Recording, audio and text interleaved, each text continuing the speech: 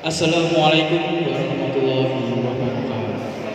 Sugeng ijing para hadirin ingkang tinggal ing meja punika, ingkang kula hormati para hadirin ingkang rawuh ing acara dinten punika. Sumangga kita sedaya panjenengan puji syukur kehadiran Tuhan ingkang Maha Esa. Ingkang sampun maringaken kaanugrahan ingkang damel kita sedaya asa kempal wonten mriki kalebet kawontenan sehat walafiat.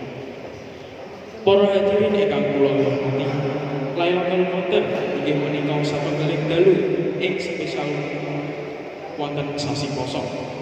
Ingkang kadados wonten dalu sedasa dinten pungkasan wonten sasi Pasa. Limrahipun dawuh ing dalu tanggal ganjil antawis tanggal 19, 21, 23, 24, 27 lan 29. Dalu menika gadhahi kautamaan ingkang luar biasa. Sakarepipun firman Allah Subhanahu wa taala lebet Al-Qur'an surat Al-Qadr ayat 3. Bismillahirrahmanirrahim. Lailatul Qadri khairun min alfi syahr. Artosipun dalu Lailatul Qadar menika dalu ingkang langkung sae kalipata 1000 sasi. Wonten pundi 1000 sasi setahun kalih 83 warsa.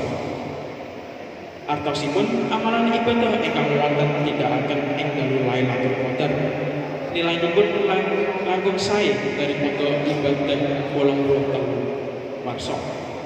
Pramila Rasulullah sallallahu alaihi wasallam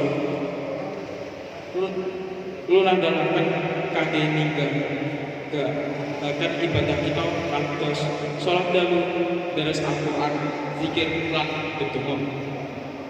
Bareng sinten ingkang ngesangaken dalu Lailatul Qadar kaliyan kebak iman lan ngarep ridho Allah Subhanahu wa taala, mila dosa-dosanipun ingkang sampun lajeng wonten diampuni. Mila sumangga kita sedaya manfaatkan poso mangke kaliyan sesae-saenipun.